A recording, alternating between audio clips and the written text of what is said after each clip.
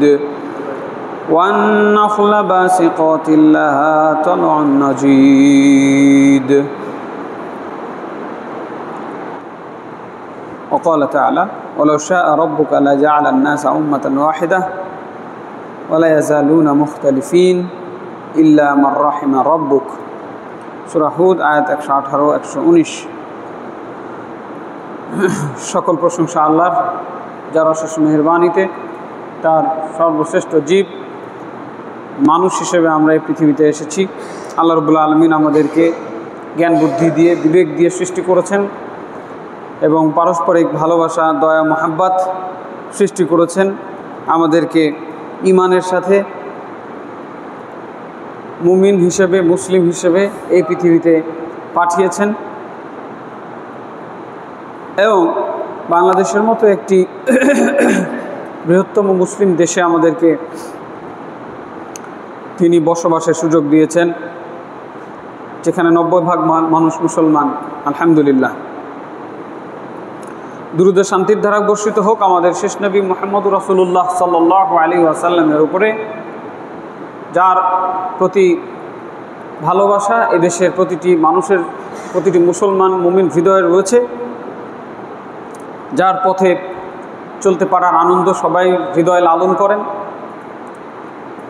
যার সুন্নাহকে আঁকড়ে ধরার দাবি প্রায় 90% জনগণ যারা মুসলিম, তাদের শতভাগ মানুষই আল্লাহ রাসূল সাল্লাল্লাহু আলাইহি ওয়াসাল্লামকে ভালোবাসেন এবং তার পথকে বিনা দ্বিধায় বিনা বাক্যে মেনে নিতে চান। কিন্তু কতিপয় কারণে, কতগুলো কারণে বাস্তবতায় গিয়ে আমরা দেখতে পাই যে সমাজের মানুষ রাসূল সাল্লাল্লাহু আলাইহি ওয়াসাল্লামের সুন্নাহ পরিপন্থী কাজে লিপ্ত রয়েছেন, যদিও তারা মনে করছেন হয়তোবা যে আমরা সুন্নাত পালন করছি, আমরা সুন্নাতের উপরে আমল করছি, অথবা অল্প কিছু ব্যক্তি রয়েছেন সমাজের মধ্যে যারা তাদের ব্যক্তি স্বার্থকে প্রাধান্য দিতে গিয়ে সমাজের এই মানুষগুলোকে ভুল ডিরেকশনে পরিচালিত করছেন। সমাজের এই মানুষগুলোকে সুন্নাহ আল্লাহ রাসূল সাল্লাল্লাহু আলাইহি ওয়াসাল্লামের পথ বাদ দিয়ে তাদের নিজেদের মন গড়া, নিজেদের রচিত মতবাদের দিকে মানুষকে ধাবিত করছে। কিন্তু সাধারণ মানুষ আসলে এত গভীরভাবে বিষয়গুলো না ভাবার কারণে তারা নানা রকম মতভেদে লিপ্ত। গত জুমায় আমরা মতভেদের সময় মুসলমানদের কী করণীয়, মতভেদপূর্ণ বিষয় নিয়ে তারা কি করবে, এই নিয়ে আমরা কিছু আলোকপাত করার চেষ্টা করেছিলাম। আজকে আমরা চেষ্টা করব যে মতভেদ হয় কেন, মতভেদের কারণ কি, এ বিষয়ে একটু আলোকপাত করা। মতভেদ মানুষের একটা প্রকৃতি। আমরা দেখেছিলাম কোনো এক বিষয়কে পছন্দ করা বা অপছন্দ করা, এটা নিয়ে বিভ্রান্ত হওয়া খুবই স্বাভাবিক। একাধিক মানুষ একটা বিষয়ে একাধিক মতামত দিতে পারে, এটা অত্যন্ত সাধারণ ঘটনা। রং নিয়ে, স্বাদ নিয়ে, গন্ধ নিয়ে এক এক মানুষের ভালো লাগা না লাগার ব্যাপারে এক এক মত, এক এক রুচি, বিভিন্ন রকমের পছন্দ, মানুষের প্রায় সকল ব্যাপারে মতভেদ হতে পারে, এটাও অস্বাভাবিক নয়। যত রকমের ব্যাপার রয়েছে সব বিষয়ে মানুষ মতভেদ করতেই পারে। এমনকি আমরা দেখতে পাই যেই সৃষ্টিকর্তা আল্লাহ রাব্বুল আলামিন মানুষকে সৃষ্টি করেছেন, সেই আল্লাহ সম্পর্কেও মানুষ মতভেদ করে। আপনারা জানেন কিনা, আমাদের সমাজের মানুষ আল্লাহ কেন্দ্রিক বিভক্ত। কেউ বলে আল্লাহ সর্বত্র বিরাজমান, কেউ বলে আল্লাহ সর্বত্র বিরাজমান নয়, বরং তার ক্ষমতা সর্বত্র বিরাজমান। কেউ বলেন আল্লাহ আরশের উপরে আছেন, তিনি সর্বত্র বিরাজমান নন। কেউ বলেন আল্লাহ নিরাকার, কেউ বলেন যে না, আল্লাহ নিরাকার নয়। তাহলে এগুলো আর বাকি যা আছে কেউ বলেন নবী নূরের তৈরি, কেউ বলেন নবী মাটির তৈরি, কেউ বলেন নবী মারা গেছেন, আমাদের থেকে চলে গেছেন, কবরে শায়িত রয়েছেন। কেউ বলেন যে না, তিনি মারা যান নাই, তিনি এখনও বেঁচে আছেন। তাহলে আল্লাহ রাব্বুল আলামিন এই পৃথিবীর বুকে মানুষের জন্য সর্বপ্রথম সত্তা, যার বিষয়ে মানুষের একমত হওয়া স্বাভাবিক মনে হলেও সেখানেও মানুষের মধ্যে মতভেদ রয়েছে। মানুষ নানা রকম মতামত পেশ করে থাকেন, এবং যার মাধ্যমে, যেই নবী মুহাম্মদ সাল্লাল্লাহু আলাইহি ওয়াসাল্লামের মাধ্যমে মানুষ আল্লাহকে চিনেছেন, আল্লাহর বিধানকে চিনেছেন, ইসলামকে জেনেছেন, সেই নবী সম্পর্কেও মানুষের একমত হওয়া উচিত ছিল, কিন্তু সেখানেও মানুষ একমত হতে পারে নাই। ভিন্ন ভিন্ন মত মানুষ অবলম্বন করছেন। কাজে আমরা বলতে পারি যে এই গুরুত্বপূর্ণ বিষয়ের পরে বাকি যত বিষয় রয়েছে মানুষের জীবনে, হ্যাঁ, নামাজ, কালাম, হজ, যাকাত, ফিতরা, দান, সাদাকা, রাকাত সংখ্যা, আরও যা কিছু বলেছি, তালাক, তাহলিল, ব্যবসা বাণিজ্য, সব জায়গাতে এই যে মতভেদ থাকবে, এটা খুবই স্বাভাবিক। আমরা দেখতে পাই যে এক ডাক্তারের চিকিৎসা পদ্ধতির সাথে আরেক ডাক্তারের চিকিৎসা পদ্ধতি মিলে না, তাই না? এবারে এইগুলো ওষুধ দিয়েছে আপনাকে, কি দিয়েছে এগুলো কি জানে ওই ডাক্তার, কি খেয়ে ডাক্তারি পাস করেছে, আছে না? এক ডাক্তার ওষুধ দিয়েছে, আপনার বাচ্চা অসুখ ভালো হওয়া বাদ দিয়ে আরও বেড়ে গেছে, হয় না? হয় না? আরেক ডাক্তারের কাছে গেলেন, ওই আবার চেঞ্জ করে দিল ওষুধ, ভালো হয়ে গেল, বাচ্চা সুস্থ, আলহামদুলিল্লাহ, হয় না? হয়। তাহলে আমরা গ্রাম বাংলার সাধারণ মানুষ, আমরা ডাক্তারকে মনে করি যে তারা মনে হয় ফেরেশতা, পৃথিবীতে কারো কথা শুনে না। কোরআন বলছে, হাদিস বলছে মদ খাওয়া যাবে না, হ্যাঁ, নেশাদার দ্রব্য খাওয়া যাবে না, পান করা যাবে না, কোনো ভ্রুক্ষেপ নাই। ইমাম সাহেব বলছেন, খুতবাতে বলছি, এতবার বলছি, কোনো ভ্রুক্ষেপ নাই, কথা বুঝেন? হ্যাঁ, ডাক্তার সাহেব বলে দিয়েছেন আজকে থেকে বিড়ি খাওয়া হারাম, যদি বিড়ি খান তাহলে আপনি খুব দ্রুতই মারা যাবেন, কিছুদিনের মধ্যে মারা যাবেন। আজকে থেকে আপনার চিনি খাওয়া হারাম, চিনি খাইলে, মিষ্টি খাইলে আপনি শেষ, 1 মাসের ভিতরে মারা যাবেন। এই ডাক্তারের কথা ওই ফেরেশতার থেকে বেশি বিশ্বাস করছে মানুষ, করছে না? ডাক্তারের কথা শুনবে কিন্তু আল্লাহর কথা শুনবে না, ইমাম সাহেবের কথা শুনবে না, খুতবা শুনবে না, শেষে আসবো আগে পালিয়ে যাবো, খুতবাই শুনবো না। তো খতিব কি বললো এটা থাক, খতিবের কাছে থাক, মেম্বার পর্যন্ত থাক, আমার কান পর্যন্ত আসবেই না। হ্যাঁ, এই হচ্ছে বিষয়। কাজে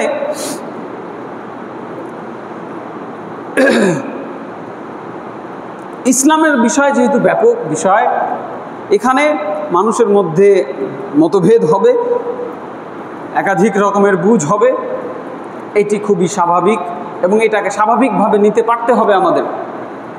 যদি নিতে পারি তাহলে সবার জন্য কল্যাণ, সবাই বেঁচে যাব। আর যদি স্বাভাবিকভাবে নিতে না পারি তাহলে সবাই বিপদে পড়ে যাব। আল্লাহ রাব্বুল আলামিন বলছেন, ওয়ালাউ শাআ রাব্বুকা লাজআলান নাসা উম্মাতান ওয়াহিদাহ, যদি আল্লাহ রাব্বুল আলামিন চাইতেন এই পৃথিবীর সকল মানুষ এক উম্মত হতো, কোনো হিন্দু, বৌদ্ধ, খ্রিস্টান, হানাফি, সাফি, মালিকি, হাম্বলি কিছু থাকতো না, সব এক আল্লাহর বান্দা। আদম আলাইহিস সালাম কয় আল্লাহর বান্দা ছিলেন? এক আল্লাহর বান্দা ছিলেন। কার ইবাদত করতেন? এক আল্লাহর। সেই আদমের সন্তান সবাই আমি আপনি, হিন্দুটাও, বৌদ্ধটাও, খ্রিস্টানটাও, অগ্নি পূজক, মূর্তি পূজক, তারকা, সূর্য, চন্দ্রের পূজক, প্রত্যেক মানুষ এক আদমের সন্তান, তাই না? একদিন এক হিন্দুকে জিজ্ঞেস করছি, ভাই আপনার শরীরের হাত কাটলে যে রক্ত বের হয় সেটা লাল, আমার শরীরের রক্ত লাল, আপনার কি মনে হয় আপনাকে একজন বানিয়েছে, আমাকে আরেকজন বানিয়েছে? তো তিনি বলছেন যে না, আপনাকে যে বানিয়েছে আমাকেও সেই বানিয়েছে। আল্লাহু আকবার। তাহলে এক আল্লাহ, এই বিশ্বাস সবার থাকা উচিত ছিল। আল্লাহ তাআলা এটাই বললেন। আল্লাহ যদি চাইতেন সবাই এক হয়ে যেত, কিন্তু কি বলছেন? ওয়ালা ইয়াজালুনা মুখতালিফিন ইল্লা মান রাহিমা রাব্বুক, কিন্তু মানুষ স্বভাবগতভাবে মত পার্থক্যে লিপ্ত হবে, মতভেদে লিপ্ত হবে, পরস্পর মতবিরোধে লিপ্ত হবে, শুধু তারা বাদে যাদের উপর আল্লাহর দয়া রয়েছে। বলুন আলহামদুলিল্লাহ। যদি আল্লাহর দয়ার ভেতরে থাকতে চান তাহলে মানুষের সাথে তর্ক বিতর্ক বাদ দিতে হবে। যা মনে লাগে সে করুক, আমি তার সাথে তর্কে যাব না, মতভেদ করতে যাব না। ও যেভাবে বুঝেছে করুক না, আল্লাহ যদি ওটা কবুল করে নেয় তো সেই তো জান্নাতে চলে গেল। আর আমি যে এত পড়ালেখা করলাম, এত জ্ঞানী মানুষ, সকাল সন্ধ্যা চায়ের স্টলে বসে যাত্রার সাথে খালি ঝগড়া করলাম, হ্যাঁ, রাত দিন ওই কয়টা মাসলা আছে, কয়টা মাসআলা আছে, রাত দিন ঝগড়া করলাম, এটা ঠিক না ওইটা ঠিক, হ্যাঁ, আর বিনিময়ে জাহান্নাম হইলো, লাভ হইলো? হইলো না। রহমত থেকে বের হয়ে গেলে শতভাগ জ্ঞানী হওয়া সত্ত্বেও জাহান্নাম, লাভ হইল না। কাজে আল্লাহর রহমতের মধ্যে যেন আমরা থাকতে পারি, মতভেদ থেকে যেন আমরা বেঁচে থাকতে পারি, মতবিরোধ থেকে, ভাগাভাগি থেকে, দলাদলি থেকে, মারামারি থেকে, ঝগড়া থেকে যেন আমরা বেঁচে থাকতে পারি। আল্লাহ রাব্বুল আলামিন সেই তৌফিক দান করেন, আল্লাহুম্মা আমিন। মনে রাখবেন, মুসলমানদের ঐক্য হচ্ছে মুসলমানদের শক্তি, মুসলমানদের ঐক্য হচ্ছে মুসলমানদের সম্মান, মুসলমানদের মধ্যে ঝগড়া বিবাদ হচ্ছে মুসলমানদের শক্তিহীনতা, মুসলমানদের লাঞ্ছনা, মুসলমানদের অপমান।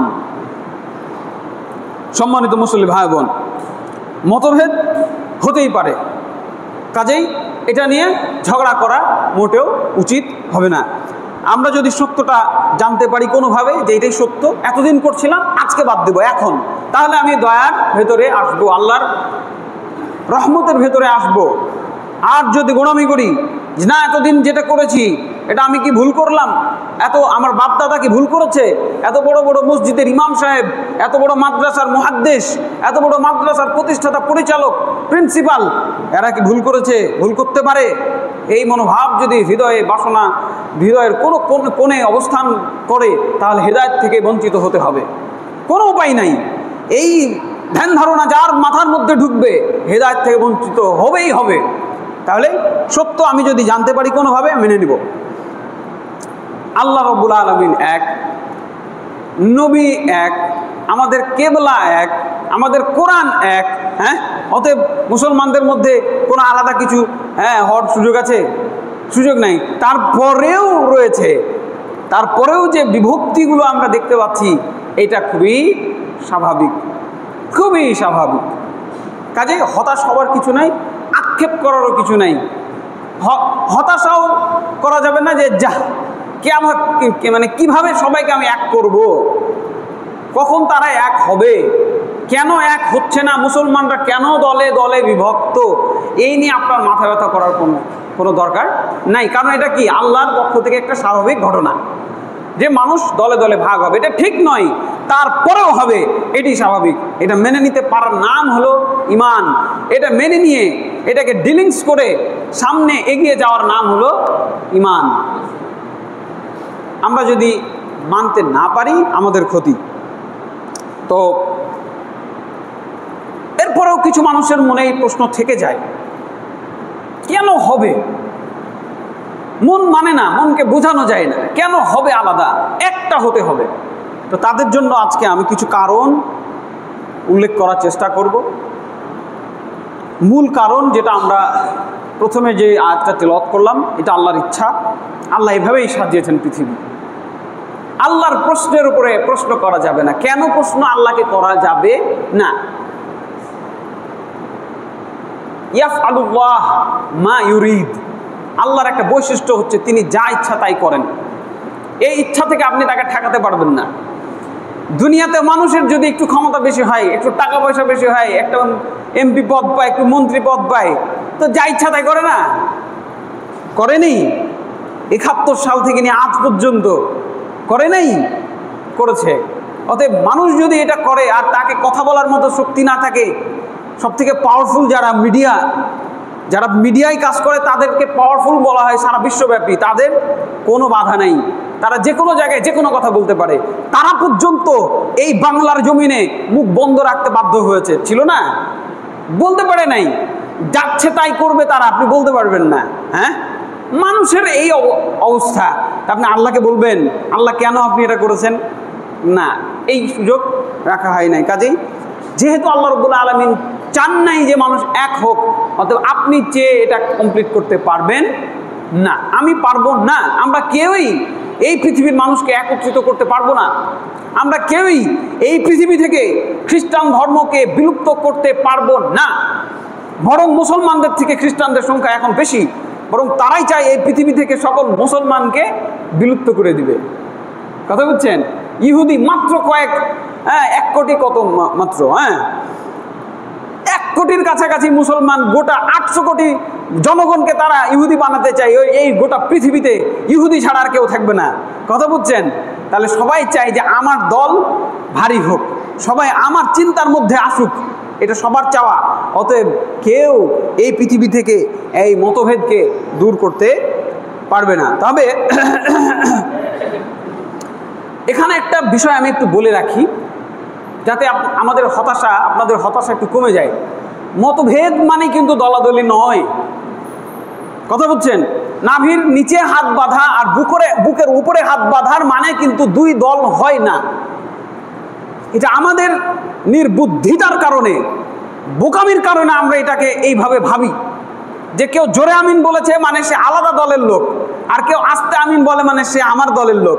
কেউ জোরে আমিন বলে মানে সে আমার দলের লোক, আর কেউ আস্তে আমিন বলে মানে সে অন্য দলের লোক। এটা আমাদের নির্বুদ্ধিতার পরিচয়। এটা কখনোই দলাদলি নয়, এটা মতভেদ। এটা হতেই পারে, এটা সম্পূর্ণ একটা মতভেদ। কথাটা বুঝেন? এটা মতভেদ। তিনি একটা নিয়েছেন, আমি আরেকটা নিয়েছি।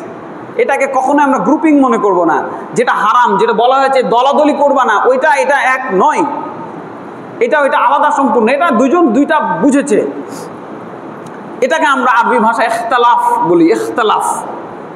তবে ইখতিলাফ করা উচিত নয়, ইখতিলাফ না করাই ভালো। ইখতিলাফ থেকেই ইফতিরাক চলে আসে, যেটা হারাম। ইফতিরাক মানে দলাদলি আরবিতে। ইখতিলাফ হয়, তারপরে মন খারাপ হয়, তারপরে দলাদলি হয়ে যায়। কথা বুঝছেন? জোরে আমিন বলে আপনার জামাই, আর আপনার মেয়ে আস্তে আমিন বলে, কি তালাক দিতে বলবেন নাকি? ওই জায়গা তো ঠিকই বুঝেন যে না, এটা কোনো ব্যাপার। এই জামাই একটু জোরে আমিন বলে আর বউ মেয়ে আমার একটু আস্তে আমিন বলে, এই জন্য বলবো তালাক দিয়ে দে। এইটা আপনি ঠিক বুঝেন, নিজের ভালো পাগলও বুঝে, কথা আছে না? ওইটা ঠিকই বুঝেন, কিন্তু মসজিদে আসলে ওই বেরেনটা আর থাকে না, কাজ করে না। জোরে আমিন শুনেই মাথা গরম। মাথা গরম করলে হবে না, ঠান্ডা মাথায় বুঝতে হবে যে এইটা খুবই স্বাভাবিক। আরেকটা বিষয় আমি বলেছিলাম, একই আমল একাধিকভাবে করা যায়। আচ্ছা, আল্লাহ যদি 2-3 রকম নিয়ম রাখে, আপনি একরকম করবেন? হইল? আল্লাহ বলছেন, আল্লাহ রসুল বলছেন যে এটাও চলবে ওটাও চলবে, আপনি বলবেন না আল্লাহটা মানি না, আল্লাহ নবীরটাও মানি না, আমি যেটা বলছি এটা হবে। হইল না। কাজে আপনার আমার জ্ঞানের স্বল্পতা থাকতে পারে। আমি হয়তো একটা জানি, উনি হয়তো 2টাই জানেন, আরেকজন হয়তো আরেকটা জানে। কাজে 3 জনের মত তো এক হবে না। যিনি 2টা জানেন তিনি ঝগড়াটা মিটাইতে পারবে। গো এদিকে আসো, তুমি এদিকে আসো, তুমি যেটা বলেছো এটাও ঠিক, তুমি যেটা বলেছো এটাও ঠিক, এই যে দেখো দলিল, দুজনকে মিলিয়ে দেন। কিন্তু আমাদের সমাজের অবস্থা হলো, ওকে উস্কানি দিবে, একেও উস্কানি দিবে, দুজনকে উস্কানি দিয়ে কাজে লাগিয়ে দিল, তোরা এখন মারপিট কর, আর ও দূরে বসে খিলখিল করে হাসবে। কি এরকম না সমাজের অবস্থাটা? এইরকম করা যাবে না। উভয়কে পাশে নিয়ে সুন্দর করে দুজনকে বুঝাই দিতে হবে যে দেখো তোমারটাও ঠিক, তোমারটাও ঠিক। আল্লাহ রাসূল সাল্লাল্লাহু আলাইহি ওয়াসাল্লাম এরকম অনেক ক্ষেত্রেই করেছেন। সহিহ মুসলিম, সুনানে আবু দাউদ এবং নাসাই হাদিস গ্রন্থে একটা হাদিস বর্ণিত হয়েছে, যেখানে সাহাবী গুজাইফ ইবনে হারিস রাদিয়াল্লাহু আনহু বলেন যে আমি আয়েশা রাদিয়াল্লাহু আনহাকে জিজ্ঞাসা করলাম, আকান রাসূলুল্লাহ সাল্লাল্লাহু আলাইহি ওয়াসাল্লাম ইয়াগতাসিলু মিন আউয়ালিল লাইলি আও মিন আখিরিহি? স্ত্রীর সাথে মিলন করার পরে অপবিত্র হলে আল্লাহ রাসূল সাল্লাল্লাহু আলাইহি সাল্লাম কি এই রাতেই গোসল করে নিতেন না শেষ রাতে গোসল করতেন? প্রশ্নটা বুঝেন।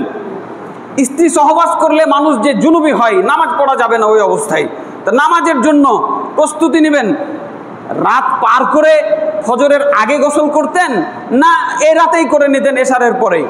প্রশ্নটা করছেন এক সাহাবী তার স্ত্রীর, আল্লাহ রাসূলের স্ত্রীকে। তখন রাসূল সাল্লাল্লাহু আলাইহি ওয়াসাল্লাম বলছেন, তখন সেই স্ত্রী আয়েশা রাদিয়াল্লাহু আনহা বলছেন, ক্বালাত কুল্লু যালিকা, আল্লাহ রাসূল দুটাই করতেন, দুইভাবেই করতেন। কানা রুব্বামা ইগতাসালা মিন আউয়ালিহি ওয়া রুব্বামা ইগতাসালা মিন আখিরিহি। কখনো কখনো তিনি এই রাতে গোসল করতেন, কখনো কখনো তিনি শেষ রাতে গোসল করতেন।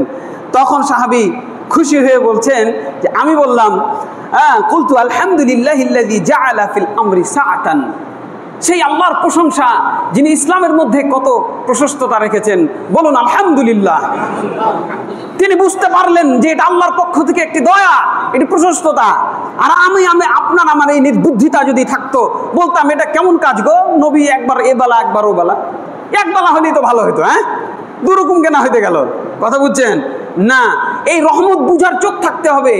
সাহাবী বুঝলেন সুবহানাল্লাহ, আল্লাহ কি সুযোগ করে দিয়েছেন আমাদের জন্য, চাইলে এই রাতে গোসল করতে পারি, চাইলে শেষ রাতেও গোসল করতে পারি। যদি কারো জানা না থাকে তাহলে বিষয়টি জেনে নিয়ে আমল করবেন, অন্যদেরকে জানাবেন।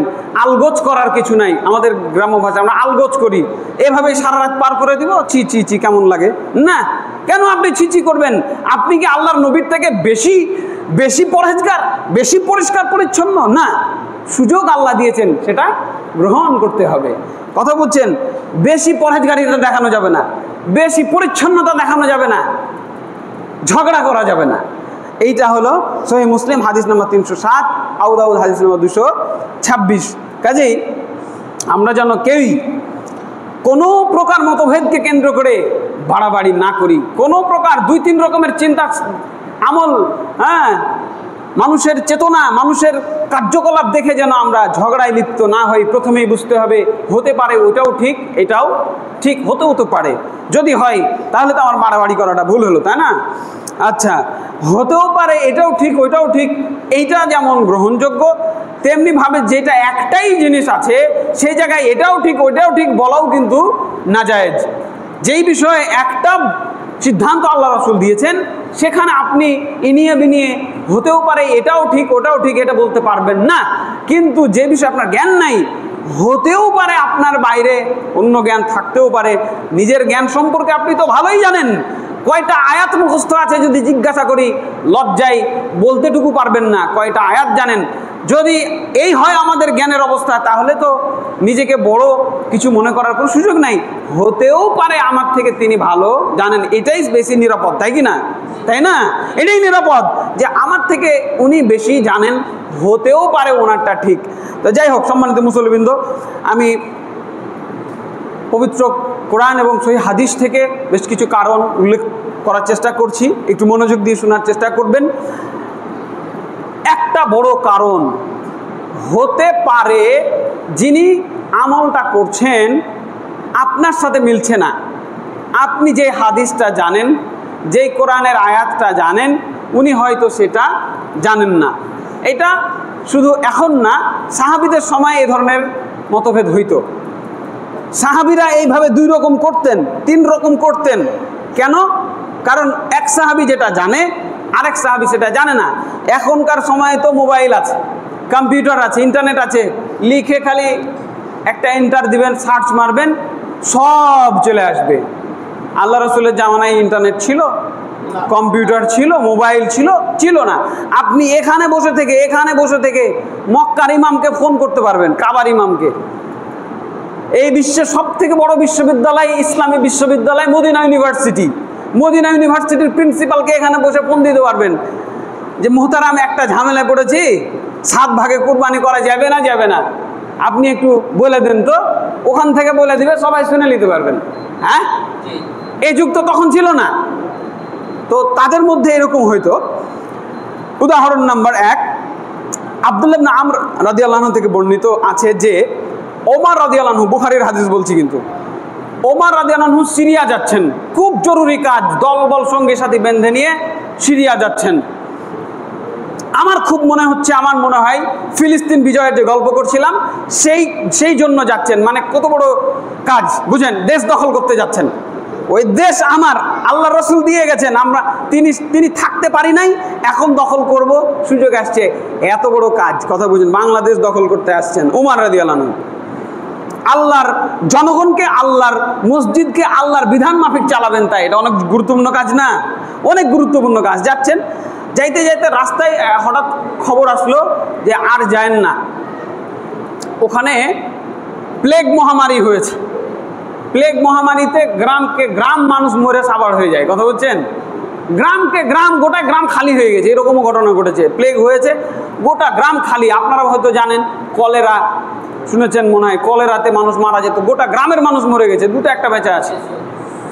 তো এইরকম অবস্থায় তখন তিনি বড় বড় সাহাবীদেরকে ডাকলেন, যে বড় বড় সাহাবীদেরকে ডেকে পরামর্শ শুরু করলেন, হ্যাঁ গো কী করা যায়? দেখেন আল্লাহর নবী বেঁচে নাই, আবু বকর মরে গেছেন, ওমরের হাতে ক্ষমতা, রাষ্ট্র ক্ষমতা, তিনি একাই সিদ্ধান্ত নিচ্ছেন না। হ্যাঁ, ছাত্ররা আন্দোলন করছে, কি করব? মাইরা সাফ করে দাও। হ্যাঁ, কথা বুঝছেন না? রাষ্ট্রপতি তিনি, রাষ্ট্রপ্রধান, নিজে থেকে সিদ্ধান্ত নিচ্ছেন না। তিনি কি করছেন? সবাইকে ডাকছেন, ডেকে পরামর্শ করছেন কি করা যায়। তো কিছু সাহাবী বলছে, শুনেন, হাতে ধরে বিপদে পড়া তো ঠিক হবে না, যায়েন না। আর কিছু সাহাবী বলছে যে এত গুরুত্বপূর্ণ কাজে আমরা এসেছি, চলেন যাব। এবার আব্দুর রহমান বিন আওফ রাদিয়াল্লাহু আনহু আসলেন, তিনি এসে বলছেন যে শুনেন, আমি আল্লাহ রাসূল সাল্লাল্লাহু আলাইহি ওয়াসাল্লামকে বলতে শুনেছি, ইজা সামি'তুম বিহি বিআরদিন ফালা তাকদামু আলাইহি, যখন তোমরা কোনো জায়গা থেকে শুনতে পাবে যে কোনো এক এলাকাতে মহামারী হচ্ছে, তোমরা সেই জায়গাতে যাবে না। এই কথাটা বুঝলেন? ক্লিয়ার না ভেজাল আছে?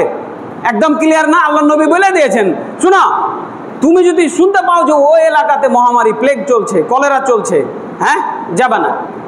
সমাধান হয়ে গেল না? এরপরে কি বলছেন? ওয়াইদা ওয়াকা বিআরদিন ওয়া আনতুম বিহা ফালা তাখরুজু ফিরারাম মিনহু, আর যদি কোনো জায়গাতে আগে থেকেই থাকো, আর শুরু হয়ে গেছে মহামারী হঠাৎ করে, এখান থেকে পালিয়ে যাবে না। সুবহানাল্লাহ বলেন, সুবহানাল্লাহ বলেন। কোথাও মহামারী হয়েছে, আগে শুনছো, যাবে না। আর ওখানে ছিলা, শুরু হয়ে গেছে, এখন পালাবে না। সমাধান হয়ে গেল না?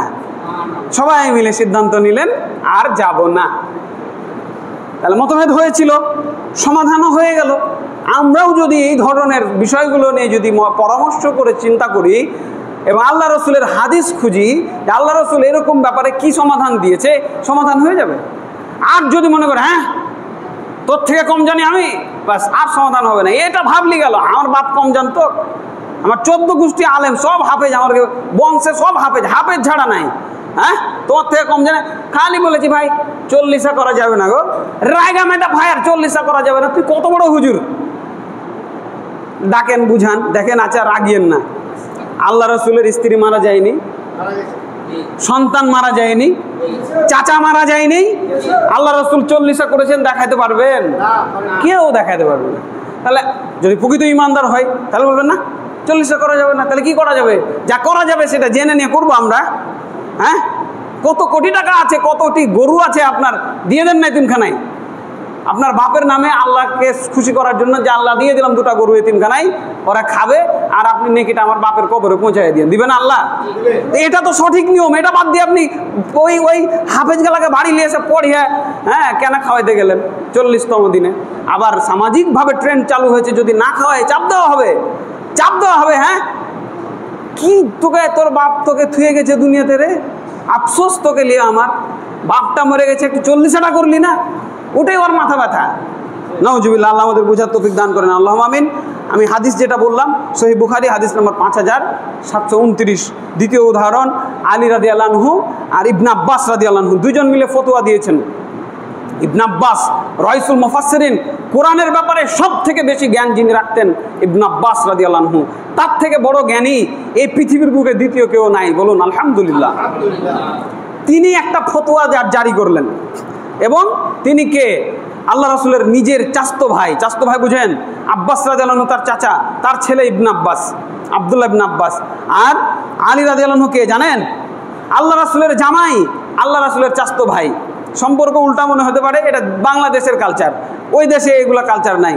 আল্লাহ রাসূলের জামাই, নিজের জামাই, ফাতেমা রাদিয়াল্লাহু আনহার স্বামী, এই দুজন কত কাছের মানুষ আল্লাহর নবীর, তাই না?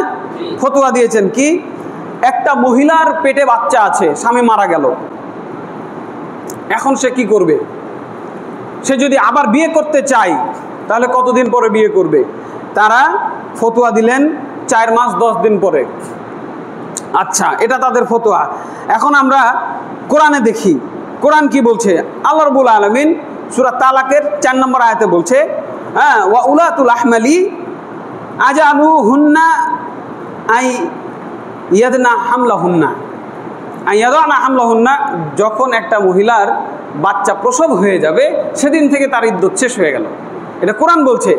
আর আলী রাদিয়াল্লাহু আনহু কি বলছেন? 4 মাস 10 দিন। ইবনে আব্বাস কি বলছেন? 4 মাস 10 দিন। দেখেন কোরআন পড়ে ওনাদের বুঝ আরেকটা হয়ে গেল, আর আমি আপনি তো সহজেই বুঝতে পারছি, তাই না? কি বলছে? যেদিন বাচ্চা ডেলিভারি হয়ে গেছে সেদিন ইদ্যত শেষ। তারপরে আরেকটা আয়াত, কেন ওনারা কেন বলছেন দেখেন, আরেকটা আয়াত আছে, সেটা সূরা বাকারায়, ওয়াল্লাযিনা, সূরা বাকারার মধ্যে আয়াতটা আছে, সম্ভবত 234 নম্বর আয়াত, ওয়াল্লাযিনা ইউতাওয়াফাউনা মিনকুম ওয়া ইয়াযারুনা আজওয়াজান, তোমাদের যারা মারা যায় স্ত্রী রেখে তাদের ইদ্যত কাল হলো ওয়া ইয়াতাসাব্বারুনা বিআনফুসিহিন্না আরবাআতান আশহুরি ওয়া আশহুরা, 4 মাস 10 দিন অপেক্ষা করবে। আল্লাহ বলে দিয়েছে 4 মাস 10 দিন, সাহাবী বুঝেছেন আল্লাহ বলেছে 4 মাস 10 দিন, অতএব 4 মাস 10 দিন। ওই আয়াতের বুঝটাও 4 মাস 10 দিন, তারা এইভাবে বুঝে নিয়েছেন। বুঝতে পারেননি মনে হয়? পেটে বাচ্চা ছিল, স্বামী মারা গেছে, 10 দিন পরে বাচ্চা হয়ে গেল, 11তম দিনে তার ইদ্যত শেষ, বা 10ম দিনে ইদ্যত শেষ। কিন্তু আলী রাদিয়াল্লাহু আনহু বললেন না, 4 মাস 10 দিন, আরও 4 মাস অপেক্ষা করতে হবে। এটা তাদের দুজনের ফতোয়া। আচ্ছা, এখন একটা ঘটনা ঘটে গেল। সুবাইয়া আসলামিয়া নামে আমাদের এক সাহাবী, তার স্বামী মারা গেলেন। তো তিনি যখন পাক পবিত্র হলেন, নিফাস শেষ হলো, 40 দিন পরে বা কয়েকদিন পরে তিনি সাজসজ্জা গ্রহণ করলেন, যাতে তাকে মানুষ বিয়ের প্রস্তাব দেয়। তো এক সাহাবী তাকে দেখে বলছে, কি খবর, তুমি কি বিয়ের জন্য প্রস্তুতি নিচ্ছ নাকি? তোমার তো এখন বিয়ে করা জায়েজ নাই, ফতোয়া দিচ্ছেন আল্লাহর নবী, সাহাবী ফতোয়া দিচ্ছেন তোমার বিয়ে করা জায়েজ হবে না। ফতোয়ার পক্ষে দলিল কোথায় আছে? আলী রাদিয়াল্লাহু আনহুর ফতোয়া, ইবনে আব্বাস রাদিয়াল্লাহু আনহুর ফতোয়া, না বিয়ে জায়েজ হবে না। কত বড় মাসলা, বিয়ে হবে না হবে না, সাহাবী বলছে হবে না। তখন সেই মহিলা সাহাবী বলছেন যে আমি উঠে চলে গেলাম আল্লাহ রসুলের দরবারে, আল্লাহ রসুলকে যা বললাম যে আমার বাচ্চা ডেলিভারি হয়ে গেছে, আমি পবিত্র, আমার কি করণীয়? তখন তিনি বলছেন ফাফতানি, আল্লাহ রসুল আমাকে ফতোয়া দিলেন। কার ফতোয়া? আল্লাহ রসুলের জিন্দা অবস্থায় মতভেদ করছে সাহাবীরা, 2 রকম মতভেদ হয়ে গেছে।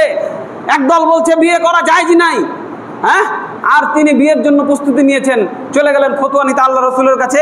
আল্লাহ রসুল বললেন, বিয়ান্নি কদ হালালতু হিনা ওয়াদাতু হামলি, আমার বাচ্চা ডেলিভারি হওয়ার সাথে সাথে আমার ইদ্যত শেষ হয়ে গেছে। বলুন আলহামদুলিল্লাহ। সমাধান হইল? সমাধান হয়ে গেল না? আল্লাহর নবীর কাছে যাওয়ার জন্য সমাধান হয়ে গেল। তিনি যদি ওখানে বসে থেকে বলতো কোরআন তুমি একলাই পড়েছো, আমি কোরআন পড়িনি, তাহলে সমাধান হইতো না, ঝগড়া লেগে যেত, ঝগড়া লেগে। তিনি কি করলেন? ঝগড়া করলেন না, আল্লাহর নবীর কাছে গেলেন। আল্লাহর নবী তাকে ফতোয়া দিলেন যে তোমার বাচ্চা যখন ডেলিভারি হয়ে গেছে তোমার ইদ্যত শেষ হয়ে গেছে, কারণ আল্লাহ বলেছেন যে মহিলার বাচ্চা প্রসব হওয়ার সাথে সাথে তার ইদ্যত শেষ হয়ে যায়। আল্লাহর কথাটা নবী বেশি বুঝবে, তাই না? নবীর কাছ থেকে বুঝে নিতে হবে। তাই এই ঝগড়াটা মিটে গেল। আজকে এই বাংলার জমিন থেকে এই হিন্দুয়ানি জাহিল প্রথাকে কবর দিতে হবে। মেয়ে মরে গেছে, মেয়ের স্বামী মরে গেছে, মেয়েকে সাদা কাপড় পরিয়ে, কাফনের কাপড় পরিয়ে সারাটা জীবন পার করতে বাধ্য করেছেন। তুমি নিমুখ হারাম, তোমার বাপ নিমুখ হারাম, তোমার 14 গোষ্ঠী, তোমার সমাজের মানুষ নিমুখ হারাম। এই মেয়েটাকে সারাটা জীবন তাকে কষ্ট দিয়েছে, কষ্ট দিয়ে তাকে সহ্য করতে বাধ্য করেছে। এই হিন্দুয়ানি পরিবেশ থেকে বের হয়ে আসতে হবে। মুসলমানের বাচ্চা একদিন পার করেনি, তিনি পবিত্র হয়ে বলছে আবার আরেকটা বিয়ে করব। একজন স্বামী থাকা সত্ত্বেও, সন্তান থাকা সত্ত্বেও দেবরের সাথে কুকাম করে, কুকীর্তি করে পালিয়ে গেলে এই সমাজ তাকে বৈধতা দেয়, তাকে জায়গা দেয়, তাকে আবার ঘরে তুলে নেয়। কিন্তু এই মেয়েটা যে অন্যের ঘরে যাওয়ার বৈধ অধিকার রাখে, তাকে বিয়ে দেয় না, বিধবা অবস্থায় সারাটা জীবন তাকে পার করতে হয়। এই হিন্দুয়ানি জাহিল রীতিকে কবর দিতে হবে। মুসলমান, আমি অনুরোধ করে গেলাম, আল্লাহ রাব্বুল আলামিন আমাদের বুঝার তৌফিক দান করেন, আল্লাহুম্মা আমিন। যদি গত জুমায় বলেছি না, মসজিদে চিৎকার করবে না, মসজিদে চিৎকার করা আদবের খেলাফ।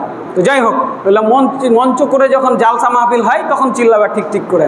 তো যাই হোক, মতভেদের বিষয়ে আমরা যে উদাহরণগুলো দেখলাম, হয়তো তিনি হাদিস জানেন না, এইটাই আমরা ভালো ধারণা রাখবো। অনেক সেন্সিটিভ বিষয়, সময় নিয়ে আলোচনা করতে হবে, কারণ বক্তব্য দিচ্ছি, কানা ঘোষা হচ্ছে, ডানে বামে মেলা কথা হচ্ছে, এগুলো করব না। কি করব? পরস্পরকে সম্মান করব, যেটাই মতের বিরুদ্ধে যাবে ধৈর্য ধারণ করব, বুঝে নেওয়ার চেষ্টা করব আপনি যেটা বললেন এটা কি আসলে কোরআন হাদিসে আছে নাকি। যদি থাকে মানতে আপনি বাধ্য, মানলে জান্নাতি, না মানলে জাহান্নামী। আল্লাহ রাব্বুল আলামিন আমাদের বোঝার তৌফিক দান করেন। আল্লাহুম্মা আমিন। ওয়া আকুলু কওলি হাযা ওয়া আস্তাগফিরুহু লি ওয়া লাকুম ওয়া লিসাইরিল মুসলিমিন ফাস্তাগফিরুহু ইন্নাহু হুয়াল গফুরুর রহিম।